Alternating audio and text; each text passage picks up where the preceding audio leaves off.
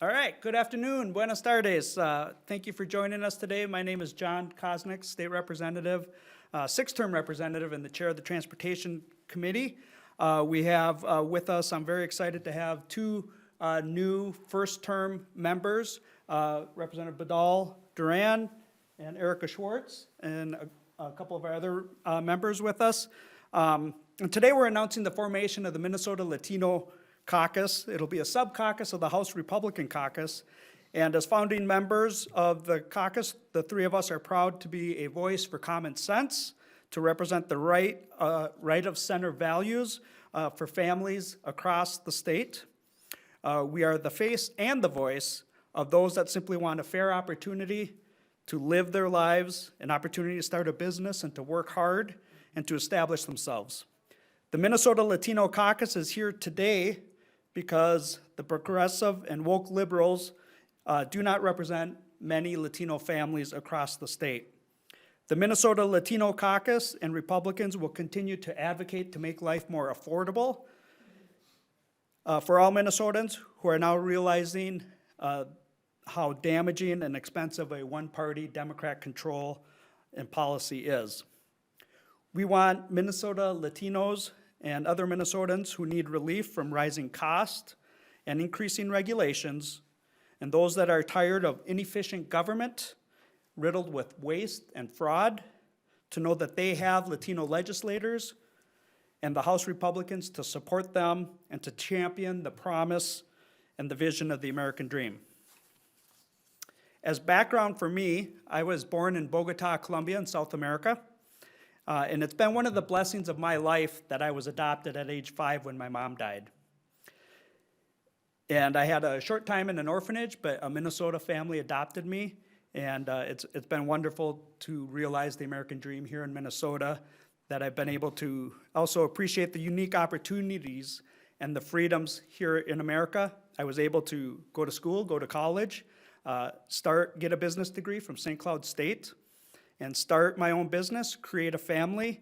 And I know the privilege also as a Latino, the privilege that it is to be a Minnesota State Representative. During my time in the legislature, I've also been honored to serve on the Minnesota Latino Affairs Council. We have some of their members here, the new executive director, so thank you for joining us. But I've also served on the board of Latino Legislative Leaders, a national group, and currently I'm also on the Midwest Executive Committee for the National Hispanic Caucus of State Legislators. So with the addition of Representative Duran and Schwartz, we will now, as founding members, establish the Latino Caucus here in Minnesota. And I also want to thank the Latino community that has embraced me in my time in the legislature, around the Capitol and in political spheres, for the kindness that they've offered a conservative Latino, for the support that and the welcome that they've given me in their groups and meetings over my time. And I hope that they can have the opportunity to extend that same courtesy and welcome to our new Latino members in our caucus. And then the rest of our caucus, Republicans, with high Latino populations in their district, we're eager and we're forming this caucus to let the Latino community across the state know that we're here to listen and to be their voice, and also to advocate for policies that will make their life more affordable and have more opportunity. And so the Minnesota Latino Caucus is going to be a sub-caucus of the Republican Caucus. It's open to all legislators, and we encourage those with a high percentage of Latinos in their district, including Senate Republicans, of course. And we will connect our members with the Latino community across the state, and conservative Latinos have a voice with our representatives as legislators here in St. Paul. There are a few other members that are part of our Latino caucus that have other meetings today, so they're not here, but I appreciate that we have a couple of representatives with us, Representative Gilman, Representative Keith Allen, who has a high percentage of Latinos in his district, but there are a number of Latinos in other areas that are excited as we launch this today. So I'll turn it over to Representative Duran, then Representative Schwartz, closing comments, and then we'll take questions. Thank you.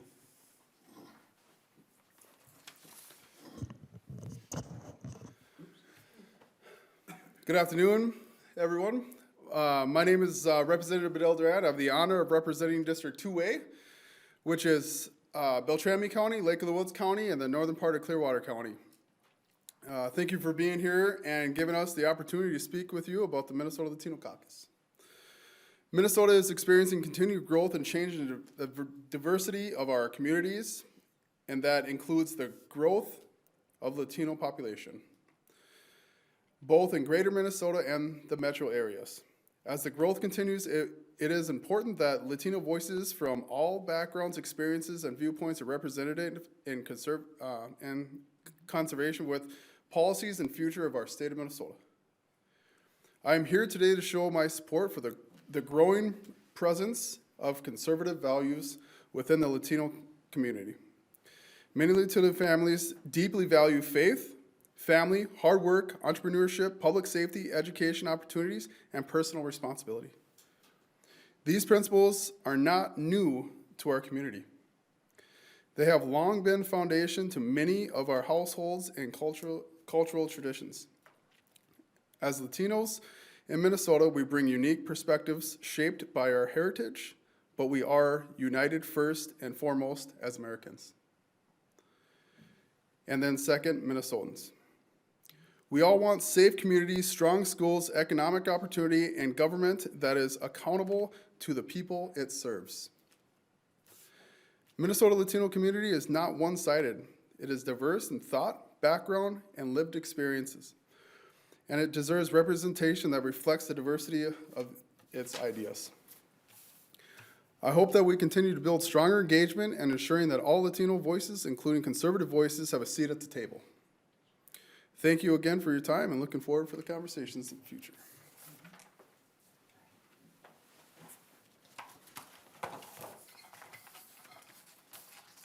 Thank you everyone for being here.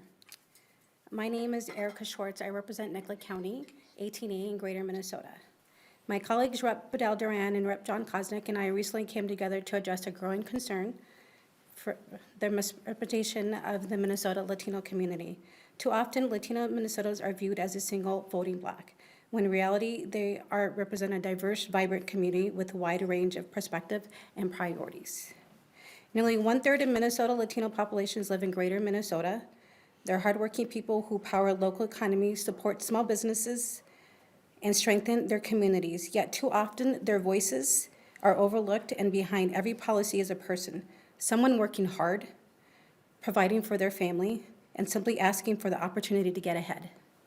Today, we are proud to officially announce the formation of the Minnesota Latino Caucus, an effort to ensure that those voices, perspectives, and priorities are fully represented and heard. I was born in Southern California, and I moved here in 1992. I raised a daughter here. I was a former single mom. I have worked many factory jobs, hospitality jobs, and often 2 jobs. I worked really hard to achieve the American dream here, and I was able to finally, after many, many years of working hard, I was able to buy a home and have that dream come true. Unfortunately, with the rising property taxes, I was forced to get a second job. And I was right back to square one, working 2 jobs, working very, very hard to provide for my family. That's why for me it is an honor to be a state representative and help make Minnesota affordable again. Thank you.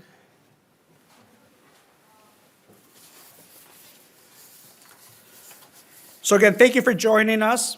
And House Republicans with the new Minnesota Latino Caucus know and understand that Latinos in Minnesota do not just live in Minneapolis and St. Paul.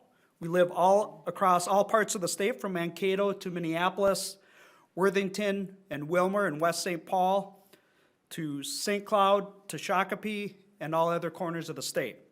But we also want to point out that beyond the important agriculture, hospitality, and construction, there are many Latinos at the top levels of healthcare, law enforcement, education, and business. There's judges, doctors, lawyers, business owners, and more. We recognize and value the contributions of all and will continue to be a voice other than the progressive left for Latinos. We will advocate for and compete for your vote, and we are grateful for the members that were able to join us today and many other members of our caucus that have been supportive, including Speaker Damath and Leader Niska. Latinos across the state have a voice for common sense, policy that will make life better and more affordable, and policies that help Latinos and Minnesotans with more opportunity and more freedom. So as we wrap up, I want to wish everybody a safe and fun Cinco de Mayo this weekend, and then we'll leave it up for questions.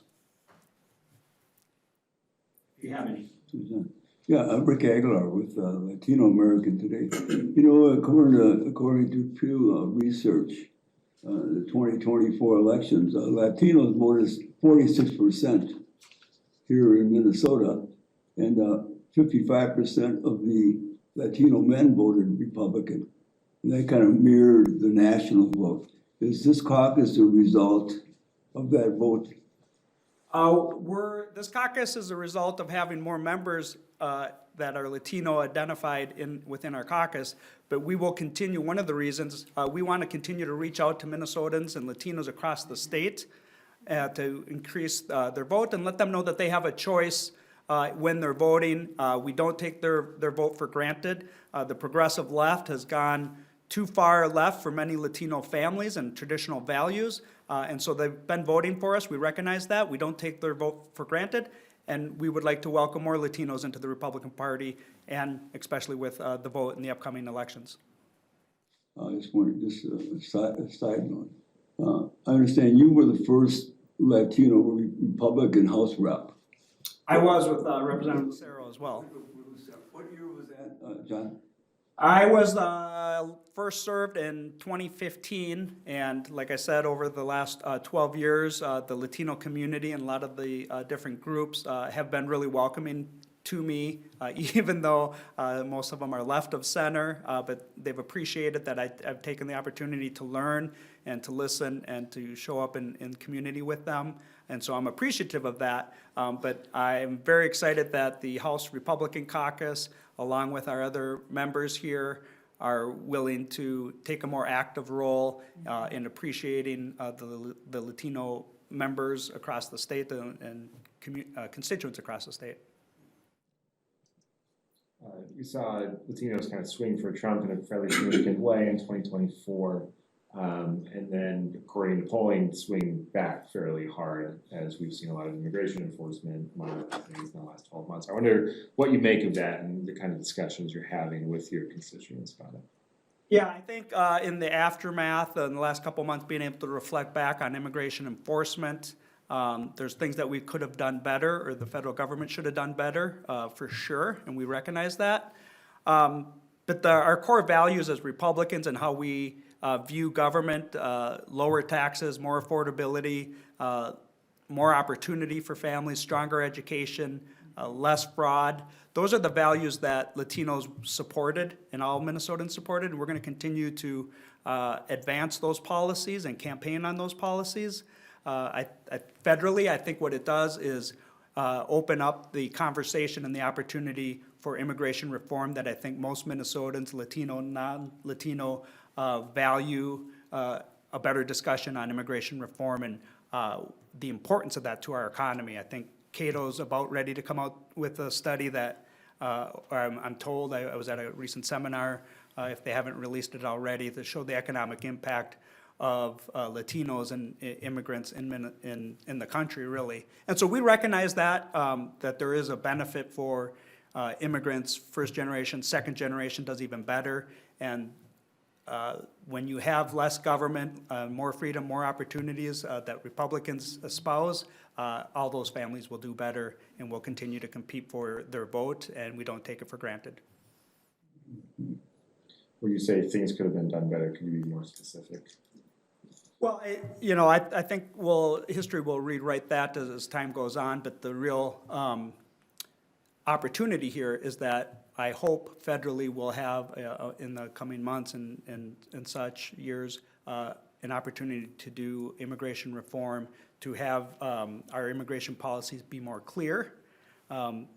We support secure borders and ports. We know that helps increase American competitiveness, and that's important for all families, all Americans. But there needs to be more transparency, accountability, and a more clear process on immigration, and that's what I hope this discussion will lead to. Can you recall any specific instances or conversations with constituents that may have prompted the formation of this caucus away from the more left-leaning portion of the community? Yeah, as a freshman, with my work with the Minnesota Latino Council, we talked a lot about education and achievement. We toured Cristo Rey High School and worked on Teachers of Color Act, where we think it's important to have representation among all professions, but especially in education, so that Latino students, Black students, other students of color feel more comfortable, and studies show that they learn better. So I was an author of that in 2017. When I was the lead on economic development, we talked about the state has post-secondary achievement gaps, did a roundtable with a variety of different professions to talk about how we can help Latino populations do better in post-secondary certifications. Within my district, to answer your question more specifically, I'm proud that one of my close friends is a top nurse in the University of Minnesota healthcare system, that our superintendent is a Puerto Rican, she's Colombian, the nurse. When we had the George Floyd riots and unrest, I learned it was important to my district because we had some people own property that was affected, but also had business owners from my district that were chiropractors, a Latino, that was, had another business with cable TV and such. And so we also had family in those areas. So that was part of my outreach and helped me recognize that the diversity of Latinos and the work that they do and where they live. A question for Representative Schwartz. So you mentioned you moved here in 1992. Yes. What was your experience politically that led you to run for office? For me, it was the fact that I was forced to get a second job. Inflation, grocery prices were rising, gas prices were rising. You know, I felt like I finally achieved my American dream here. I was able to buy a home for my daughter. And once I got the second job, I'm like, what's going on? What happened? Like everybody, just like a sudden shift. It felt like a sudden shift. I have to get a second job, and I felt like I was right back where I started. And I started paying attention to what was going on here at the Capitol, and that's what drove me to run, and very honored to serve my county, so. Anything else? I had the same question Sure. for Brandon. Yeah, Representative Bedell Duran again. I will actually go back, and I was actually born in Bakersfield, California as well. My grandmother was a great inspiration to me, and she was the first Latina to move into an all-white neighborhood. And one of the things that she was able to deal with right there was a little bit of contrast in the living situation. She was a single mother of 4 children. And she raised us, no matter what you see in life, no matter what you do in life, just make sure it's for the good. But not only that, but don't ever give up. You're gonna get some pushback, you're gonna get some animosity from a lot of different groups, but don't ever give up.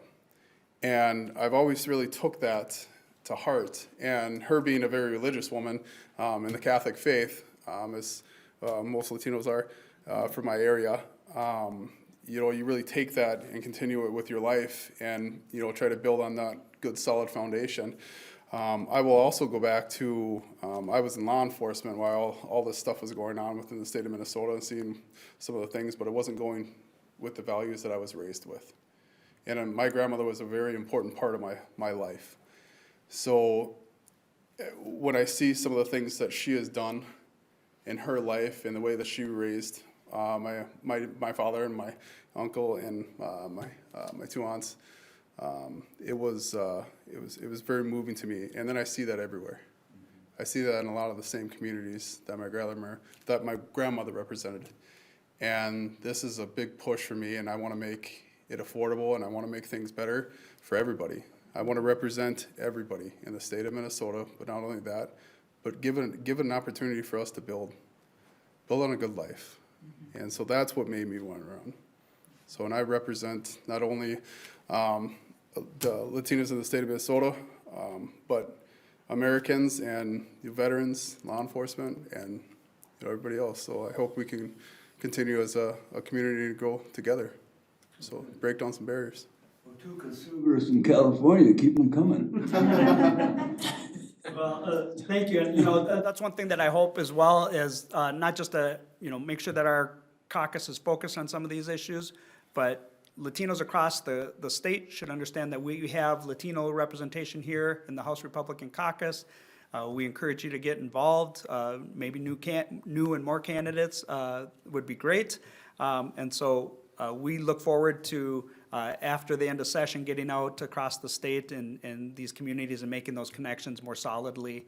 And so we're very excited about that, and we're excited about our opportunities to continue to advance with the Latino community politically, but also to continue to send the message that with common sense, lower taxes, more affordability, House Republicans are there for Latinos and all Minnesotans.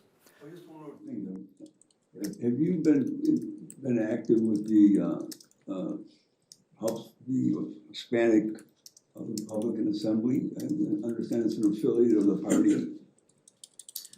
They haven't been as active lately, but when I was first elected, yes, I think there was monthly meetings, and so there was some outreach already within the Republican Party, and we're optimistic and hopeful that we'll continue to do some of that outreach work within the Republican Party. And again, we're not taking anybody's vote for granted, and we're gonna be out there. We're excited to get on the campaign trails, share our policy, and listen to different communities, and because there's a good overlap of values, and we hope that will continue to translate into Republican votes for Latinos and non-Latinos. I've got just one question here. Does this caucus sort of open the dialogue between bipartisan work with the other side of the aisle, particularly those that identify as Latino for the next legislative session or for years to come, would you say?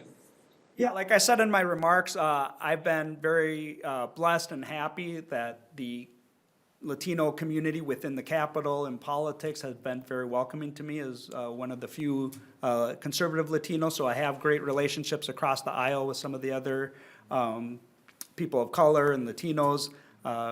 Maria Perez Vega, she's leaving us, but we wish her the best in her race for Ramsey County Commissioner. But so, yeah, we have coordinated on a number of things, and one of the things that we do support is the creation of a Hispanic or Latino art museum in St. Paul, and we're going to continue to work on that. But I think we don't have a Latino museum, but that's something that I think is important for history and culture. And a good way to work in a bipartisan manner, and she's done a great job advocating for that, and I'm happy to be a co-author, and I think a couple of their other members are as well, so definitely have relations there. Of note, they have their person of color caucus, that you have to be a Democrat, so I'm not a part of that, but we did have those conversations when they started that a while back. I didn't meet that qualification as a Democrat. So, hey, if you're a person of color and you're a Latino and a conservative, you have a home with us, and we'd love to hear from you and have you join and reach out. So if there's no other questions, thank you again for your time, and we'll continue to work hard and look forward to the end of session. And we will have a celebratory kickoff of our caucus tonight among our members on the west side. So thank you.